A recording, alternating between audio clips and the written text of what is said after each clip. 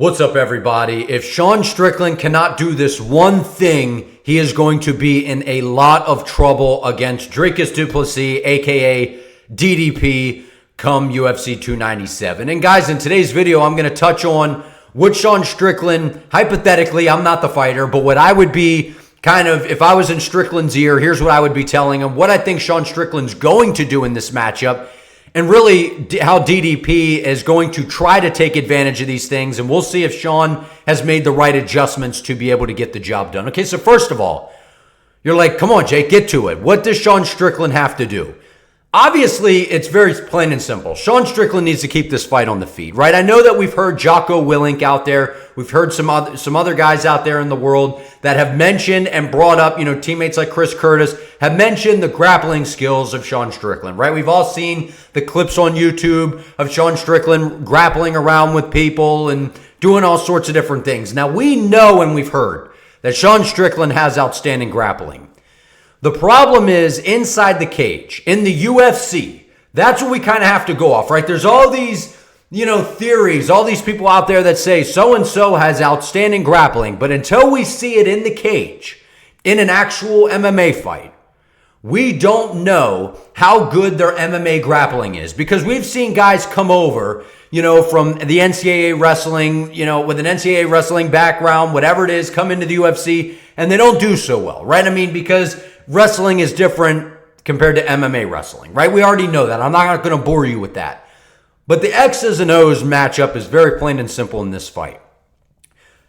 After rewatching that Robert Whittaker and Dricus Du Plessis fight, in that first round, if I'm Sean Strickland, I'm realizing that if I'm able to keep DDP on his back foot, DDP almost has no shot at beating Sean Strickland.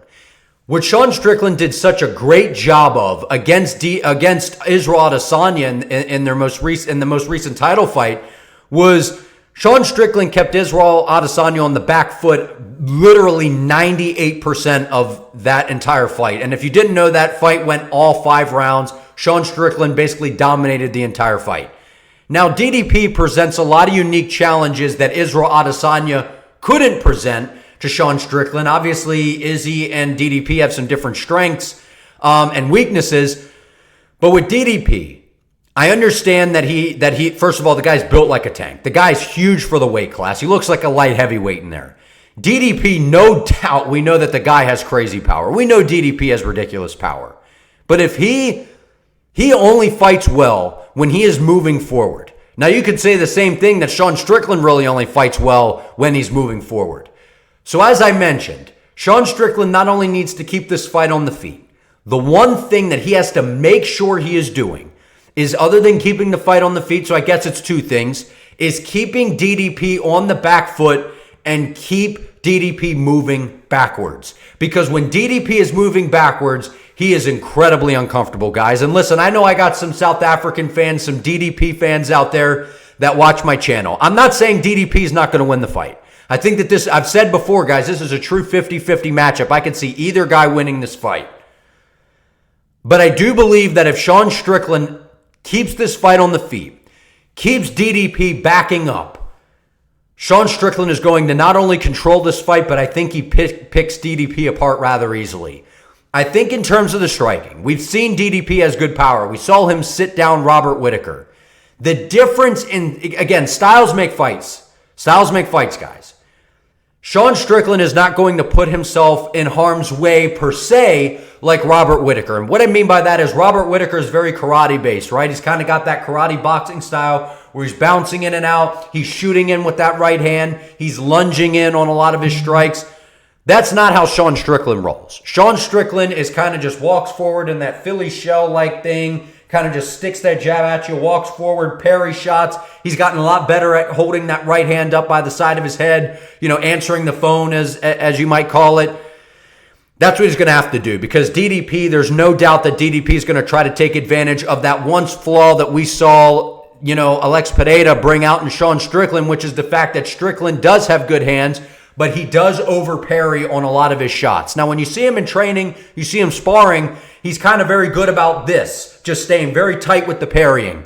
But in his fights, I mean, it's, you know, it is what it is. When you're in a fight, you're not going to be technically perfect in everything you do. But Sean Strickland does over-parry. He was still doing it against Israel Adesanya. He did a much better job of it. He's definitely improved this bad habit of his, but he still does it.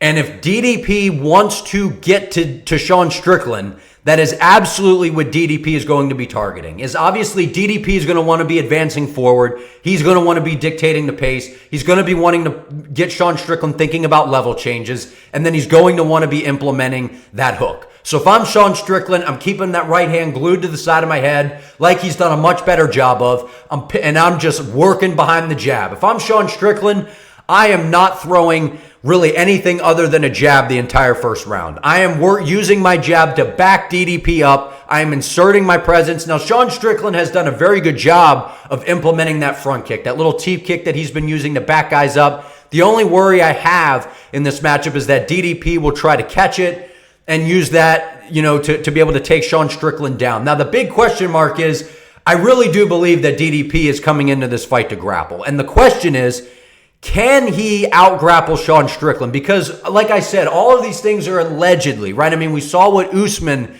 did to Sean Strickland down at 170 pounds. But at 185, we haven't really seen anyone give Sean Strickland a ton of problems in the grappling. Sean Strickland's been outstanding at 185. DDP, obviously, has been outstanding since he's been in the UFC. But when DDP is forced to wrestle and forced to grapple, we have seen that gas tank diminish. Now, DDP is one of those guys, man, where gas tank or not, he's fighting until he can't fight no more, man. And that's exactly what DDP brings to the table. And Sean Strickland, he's not going to say it, but that's, I'm sure, what he respects about DDP. I'm sure that's what DDP respects about Sean Strickland. We're getting two competitors in there that are going to go toe-to-toe, and they are going to go until someone either can't go anymore or until the fight's over and they've beaten the hell out of each other. That's exactly how this fight's going to go. But if I'm Sean Strickland, Eric Nixick is one of the best in the game, man. And if you don't know who that is Sean Strickland's head coach. They're going to be game planning very strategically for this matchup. And don't be fooled. Sean Strickland does talk crazy. This guy has a really, really good mind for the fight game, man. If you've ever seen, there's a video on YouTube where he has Hamza Chimaev, Darren Till, all those guys are over at Stream Couture training with Strickland. You see Strickland working with a guy. He's talking about sparring. He's talking about, I'm not watching, I'm watching right here, and I'm kind of just, my shots I'm hiding them. I'm just throwing them out there. I'm not loading up on anything. I'm very relaxed. I'm just kind of rolling and throwing things. Sean Strickland's very relaxed in there. He has a very relaxed style. He has a very confusing style. And I do believe that he does present problems to DDP, and I've said this numerous times. I think DDP is overlooking Strickland. I really do. He's discredited basically that win against Israel Adesanya, which, could that just be some talk? Possibly. However, I think Sean Strickland has all the tools to beat DDP, and I think that DDP has all the tools to beat Sean Strickland, which is why this is such an intriguing matchup, because when you look at the two, obviously, DDP is the bigger guy. He's bigger, he has more power, he has maybe more tools to use, but Strickland, you can't overlook him, man. The guy is just finding a way to win. He's finding a way to outpoint people. He's finding a way to pick people apart with that jab and then work the right hand off of it. We saw him hurt Izzy with that right hand. I think as long as Strickland's moving forward and DDP's unable to take him down, I think that Sean Strickland wins this fight all day long. What do you all think? Like, subscribe, comment your opinion below. Do you guys think I'm on the right track with this? Because I think as long as Strickland utilizes that jab, keeps DDP backing up, I think he's going to be just fine and gets the job done. Appreciate you all. See you in the next one.